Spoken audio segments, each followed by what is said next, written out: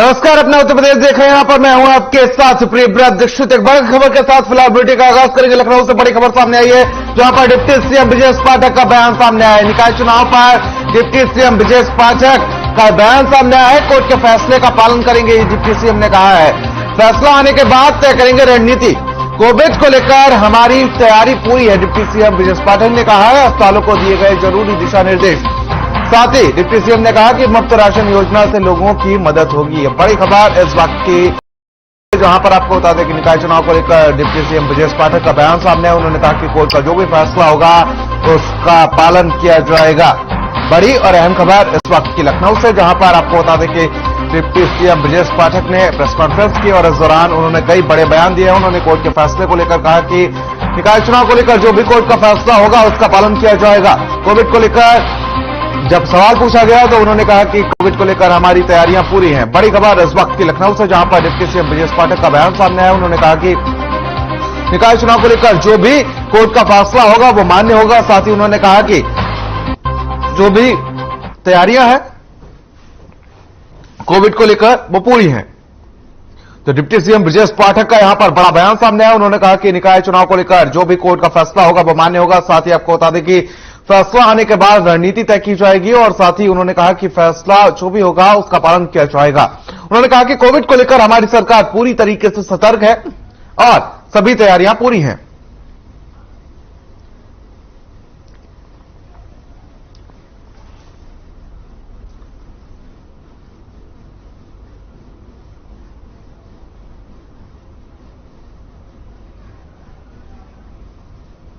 चलिए खबरों में आगे बढ़ेंगे। उत्तर प्रदेश में बीते दिनों से समाजवादी पार्टी के ट्विटर अकाउंट को लेकर अब दूसरी शिकायत दर्ज की गई है और अब समाजवादी पार्टी के मीडिया सेल अकाउंट के खिलाफ शिकायत दर्ज हुई है।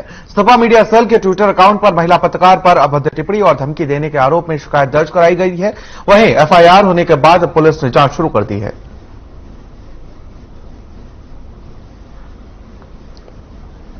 तो लखनऊ से खबर है, जहां पर आपको बता दें कि अभद्र टिप्पणी करने को लेकर पुलिस ने एफआईआर दर्ज की है।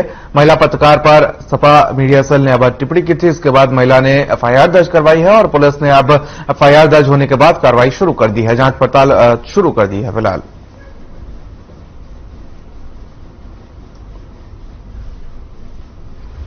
तो लखनऊ से बड़ी खबर है, जहां पर आपको बता दें कि सपा मीडिया सेल पर एफआईआर दर्ज की गई है। महिला पत्रकार ने यहां पर अभद्र टिप्पणी करने को लेकर यहां पर एफआईआर दर्ज कराई है। तो वहीं पुलिस ने अब पूरे मामले की जांच पड़ताल शुरू कर दी है। पुलिस ने एक्शन मोड अख्तियार किया है।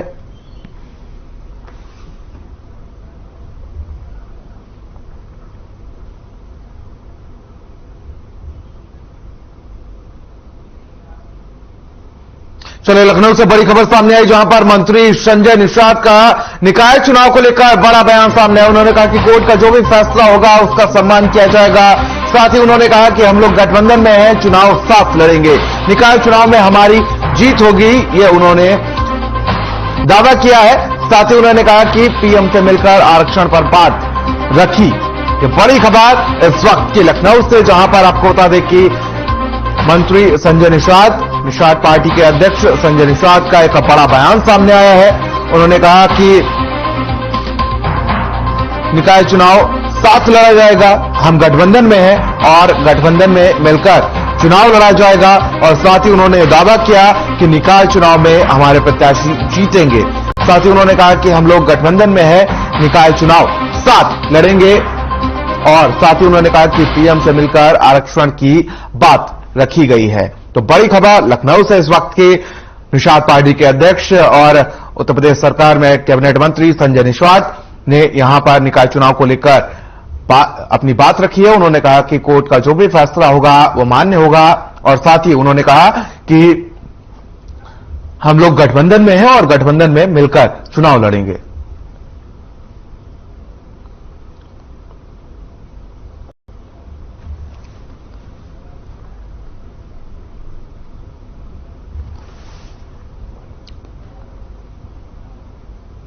चलिए बुलंदशहर से इस वक्त की बड़ी खबर सामने आई, जहां पर चचेरे भाई ने अपने भाई की हत्या की है। फावड़े से काटकर मौत के घाट उतारा है। खुर्जा से आरोपी के घर आया था मृतक मनोज। सोते हुए मनोज पर चचेरे भाई ने हमला किया है। घटना को अंजाम देने के बाद आरोपी फरार है। हत्या आरोपी की तलाश में फिलहाल पुलिस जुटी हुई है। बड़ी खबर इस वक्त की आपको बता दें कि जहां पर बुलंदशहर में चचेरे भाई ने अपने भाई की हत्या की है, फावड़े से काटकर मौत के घाट उतारा है। साथ ही आपको बता दें खुर्जा से आरोपी के घर आया था मृतक मनोज। सोते हुए मनोज पर चचेरे भाई ने हमला किया है।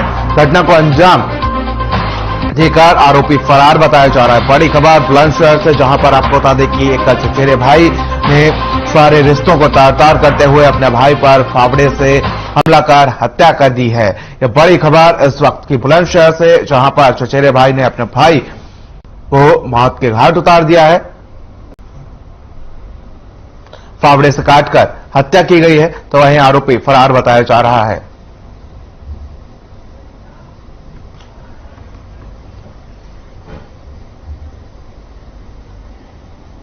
थाना शिकारपुर जनपद बुलंदशहर की घटना है। बीती रात थाना शिकारपुर क्षेत्र में एक मनोज नाम का एक व्यक्ति, जिसकी उम्र करीब 25 वर्ष है, उसकी कुल्हाड़ी से वार करके उसके चचेरे भाई द्वारा हत्या कारित कर दी गई है।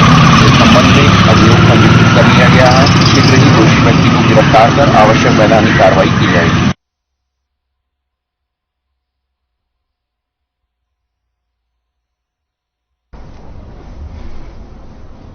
चलिए खबरों में आगे बढ़ेंगे। लखनऊ के हुसैनगंज कोतवाली क्षेत्र में तेज रफ्तार का कहर देखने को मिला है। आपको बता दें कि तेज रफ्तार बीजेपी जिला पंचायत सदस्य की टाटा सफारी ने एक बाइक सवार को रौंद दिया और जिसमें बाइक सवार गंभीर रूप से घायल हो गया। वहीं घायल युवक को इलाज के लिए अस्पताल में भर्ती कराया गया, जहां युवक का इलाज जारी है। पुलिस ने बताया कि जिला पंचायत सदस्य मौके से गाड़ी लेकर फरार हो गया, जिसकी तलाश की जा रही है।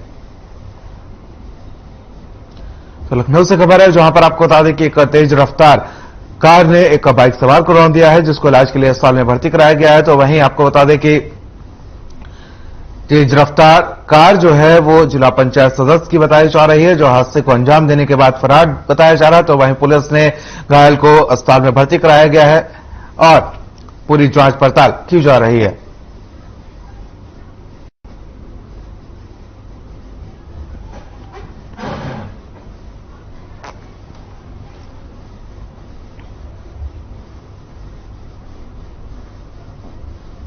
चलिए देवरिया से बड़ी खबर सामने आई है, जहां पर सरकारी राशन की दुकान का औचक निरीक्षण डीएसओ ने किया है।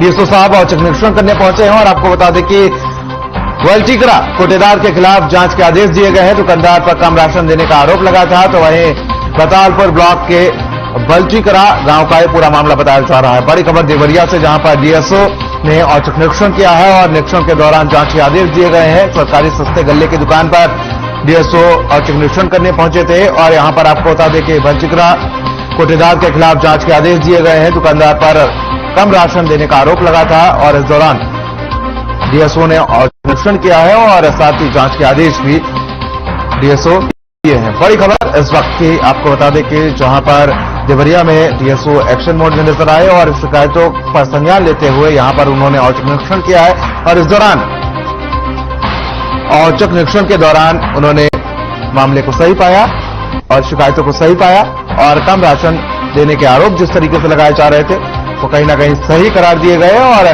खुद वो पहुंचे और औचक निरीक्षण किया और साथ ही जांच के आदेश दिए गए।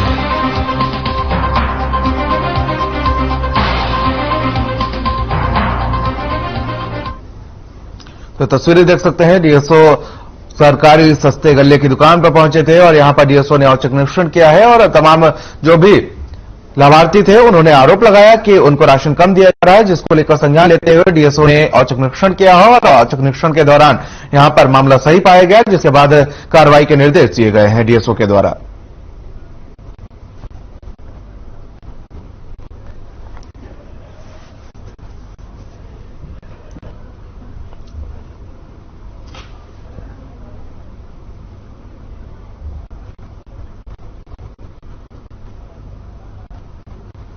चलिए खबरों में आगे बढ़ेंगे। अमरोहा जिले के हसनपुर में अपनी प्रेमी के साथ अपनी बेटी की हत्या करने वाली हत्यारी मां और उसके कातिल प्रेमी को सजा मिल गई है। दोनों को हसनपुर कोतवाली पुलिस ने जेल भेज दिया और किशोरी के पिता की तहरीर पर मां और उसके प्रेमी के खिलाफ हत्या की रिपोर्ट दर्ज की गई थी। और आपको बता दें कि अमरोहा जनपद के हसनपुर कोतवाली क्षेत्र के अंतर्गत आने वाले मोहल्ला काला शहीद में बीती 24 बीती 21 दिसंबर को 16 वर्षीय नाबालिग लड़की खुशबू वर्मा की फंदे से लटकी हुई लाश मिली थी, जिसके बाद उसकी मां ने अपने एक अपरिचित युवक को फोन कर बुलाया था। वहीं आपको बता दें कि दोनों लड़की को लेकर नगर के एक निजी चिकित्सक के पास ले गए थे, जहां चिकित्सक ने छात्रा को देखते ही मृत घोषित कर दिया था।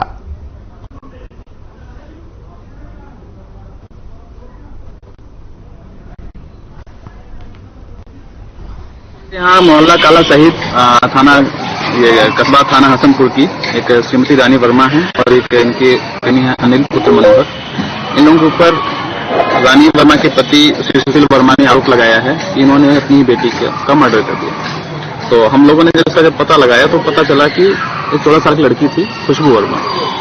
खुशबू वर्मा की मां यानी रानी वर्मा ये अपने पति सुशील वर्मा से कई सालों से अलग रह रही थी और इनका एक अनिल पुत्र मनोहर व्यक्ति से संबंध था, जिस बात को लेके रानी वर्मा की अपनी बेटी से खुशबू वर्मा से अनबन रहती थी, वो मना करती थी।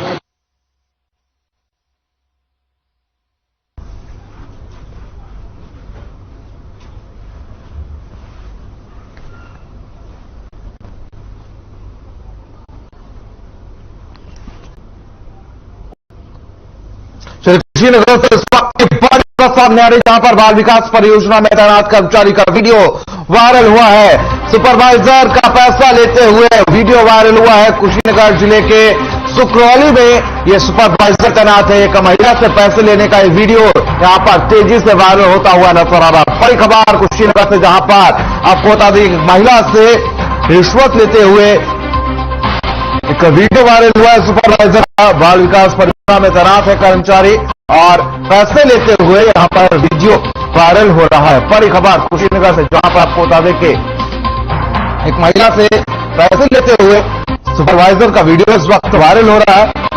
कुशीनगर जिले में चर्चा का विषय बना हुआ है। सुपरवाइजर का ये वीडियो सोशल मीडिया पर जमकर वायरल हो रहा है।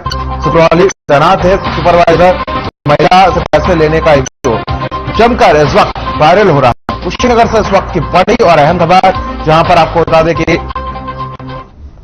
ये तस्वीरें देख सकते हैं किस तरीके से यहां पर ये तस्वीरें आपकी टीवी स्क्रीन पर देख सकते हैं किस तरीके से ये रिश्वत लेने का ये काला खेल चलता हुआ नजर आ रहा है। सुपरवाइजर का पैसा लेते हुए ये वीडियो इस वक्त कुशीनगर में जमकर वायरल हो रहा है। सोशल मीडिया पर यह वीडियो जमकर वायरल हो रहा है।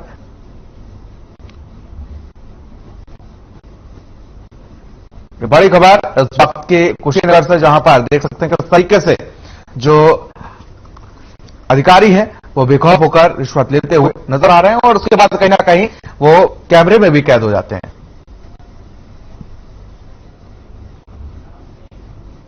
चलिए लखीमपुर खीरी से खबर है, जहां पर आपको बता दें शराब में नशा कम होने की शिकायत को लेकर एक युवक ठेके पर पहुंचा तो शिकायत को लेकर सेल्समैन और युवक के बीच मारपीट हो गई। पूरा मामला ठेके में लगे सीसीटीवी में कैद हो गया और मारपीट का वीडियो अब तेजी से वायरल हो रहा है।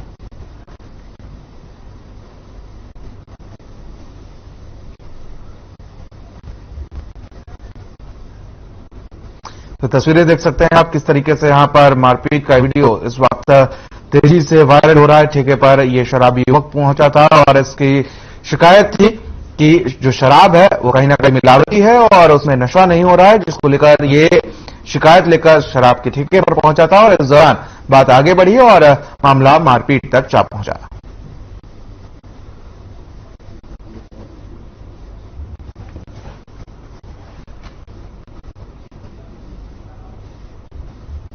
चलिए लखनऊ से इस वक्त की बड़ी खबर सामने आई, जहां पर दरोगा भर्ती फर्जीवाड़े में अक्षय मलिक गिरफ्तार हुआ है।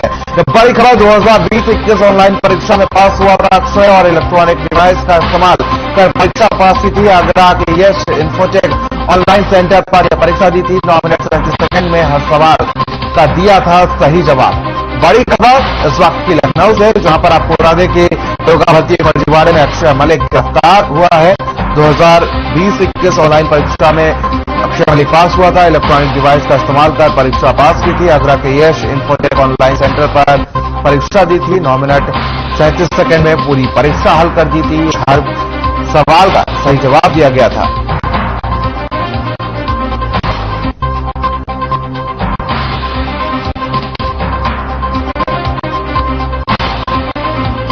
बड़ी खबर इस वक्त के लखनऊ से, वहां पर आपको बता दें कि दरोगा भर्ती मामले में फर्जीवाड़ा करते हुए अक्षय मलिक को गिरफ्तार किया गया है। और यहां पर आपको बता दें कि 9 मिनट 37 सेकेंड में महज सारे सवालों के सही जवाब दिए थे और दरोगा की नौकरी पाई थी। और इस दौरान आपको बता दें कि अक्षय मलिक को गिरफ्तार किया गया है।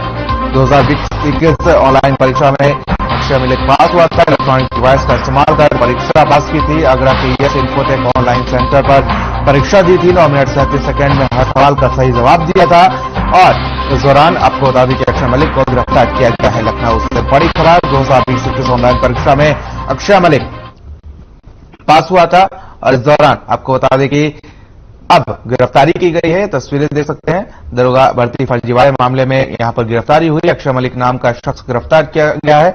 9 मिनट 37 सेकेंड में पूरी परीक्षा हल कर दी थी और 2020-21 ऑनलाइन परीक्षा में यह पास हुआ था और नौकरी मिली थी, लेकिन अब इसका खुलासा हुआ है।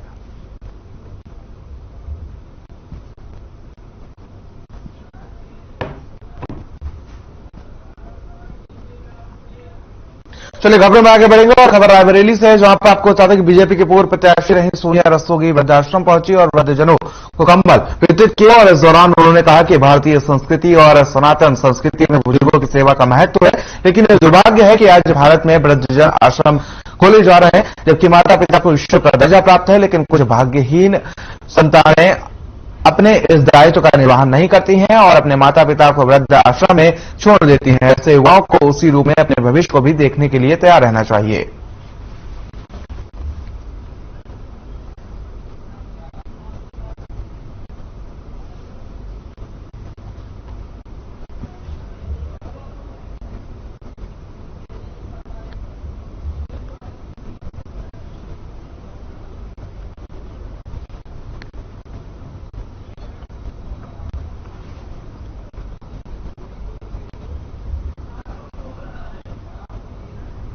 चलिए मेरठ से इस वक्त की बड़ी खबर सामने है, जहां पर कोरोना संक्रमित बच्चे को निमोनिया हुआ है। बच्चे को इलाज के लिए रखा गया था वेंटिलेटर पर और इस दौरान आपको बता दें कि उसे कोरोना के साथ निमोनिया भी हुआ है। मेरठ के निजी अस्पताल में बच्चे का इलाज लगातार जारी है। बड़ी खबर इस वक्त की मेरठ से, जहां पर निजी अस्पताल में बच्चे का इलाज लगातार जारी है और कोरोना के साथ बच्चे को निमोनिया की शिकायत बताई जा रही है। बड़ी खबर इस वक्त की मेरठ से, जहां पर कोरोना संक्रमित बच्चे को निमोनिया हुआ है। बच्चे को इलाज के लिए वेंटिलेटर पर रखा गया है। साथ ही मेरठ के निजी अस्पताल में बच्चे का इलाज चल रहा था। बच्चे को इलाज के लिए वेंटिलेटर पर रखा गया है। बड़ी खबर, मेरठ के निजी अस्पताल में बच्चे का इलाज चल रहा है।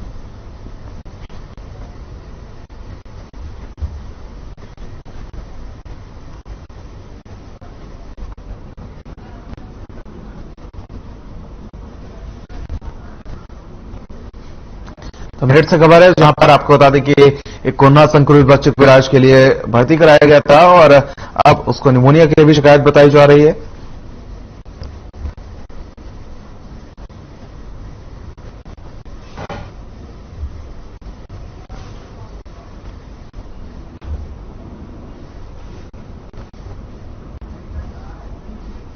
फिर संभल से खबर है, जहां पर आपको बता दें कि जिले में किडनी की बीमारी से जूझ रहे रोगियों को अब निःशुल्क डायलिसिस की सुविधा मिलेगी। माध्यमिक शिक्षा राज्य मंत्री स्वतंत्र प्रभार गुलाब देवी और जिला अधिकारी ने संयुक्त रूप से सामुदायिक स्वास्थ्य केंद्र चंदौसी में 10 बेड की डायलिसिस यूनिट का लोकार्पण किया है। और वहीं राज्य मंत्री ने बताया कि जनपद में किडनी की बीमारी से ग्रसित रोगियों को डायलिसिस कराने के लिए शहरों में जाना पड़ता था, इससे मरीजों को काफी समस्याओं का सामना करना पड़ता है। और इसको देखते हुए सामुदायिक स्वास्थ्य केंद्र चंदौसी पर डायलिसिस यूनिट का संचालन किया जाएगा, जिससे किडनी की बीमारी से ग्रस्त रोगियों को काफी सहूलियत मिलेगी। और इस दौरान राज्य मंत्री प्रतिनिधि रामपाल सिंह, मुख्य चिकित्सा अधिकारी डॉक्टर तरन्नुम रजा, उप जिलाधिकारी राजपाल सिंह, अपर मुख्य चिकित्सा अधिकारी डॉक्टर कुलदीप कुमार मौजूद रहे।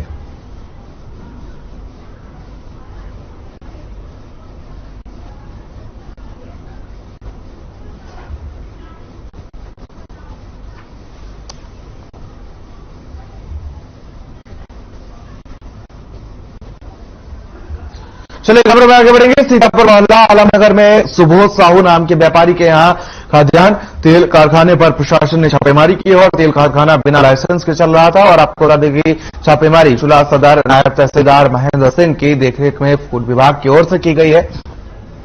छापेमारी के दौरान मौके पर पाए गए खाद्यान्न तेल के पीपों को वहां पर उपस्थित अन्य सामग्रियों को सीज कर दिया गया है और खाद्यान्न तेल का सैंपल लेकर जांच के लिए भेज दिया गया है। और उसी क्रम में सदर तहसीलदार ने कहा कि जांच रिपोर्ट आने के बाद इस पर कानूनी कार्रवाई की जाएगी।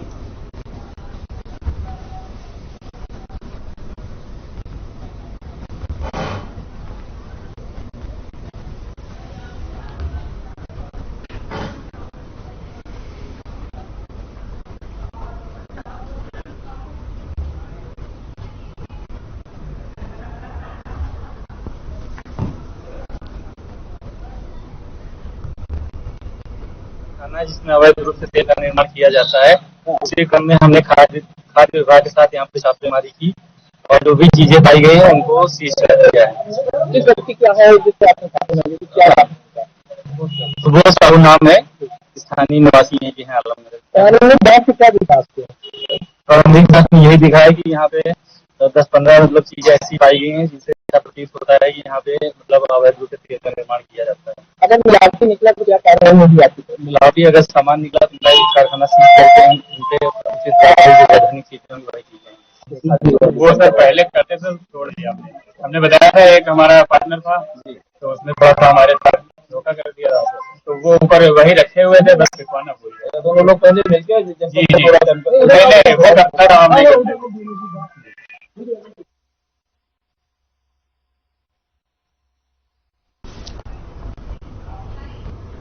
चलिए खबरों में आगे बढ़ेंगे। कन्नौज में पूर्व प्रधान और बीजेपी नेता अरुण शाक्य के घर सपा का 5 सदस्यीय डेलीगेशन पहुंचा और पूर्व मंत्री स्वामी प्रसाद मौर्य की अगुवाई में आपको बता दें कि नरुया गांव पहुंचे सपा डेलीगेशन ने मृतक के परिवार से संवेदना व्यक्त की है और पूर्व मंत्री ने मृतक के परिजनों को 2 लाख का चेक भी दिया है, जिसे लेने से पहले परिजनों ने इनकार कर दिया।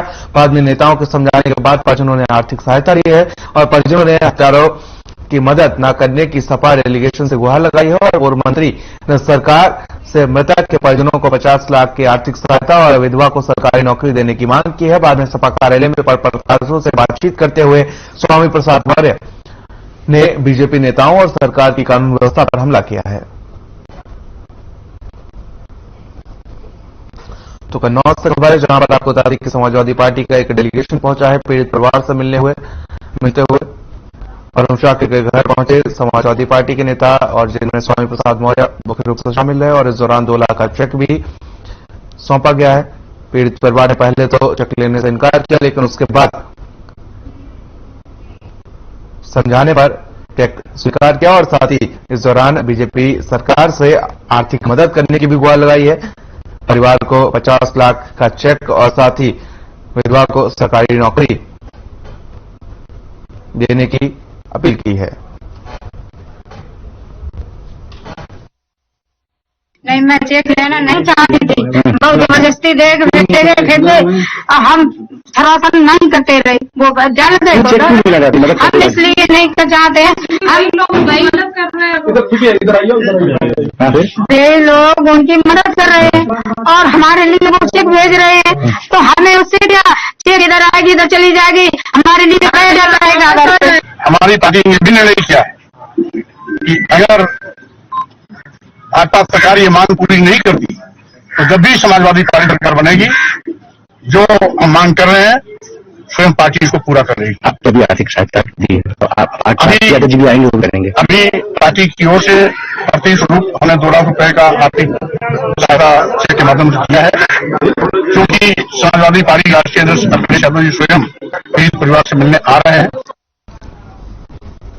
और बुलेटिन में फिलहाल के लिए इतना ही, मुझे दीजिए इजाजत, नमस्कार।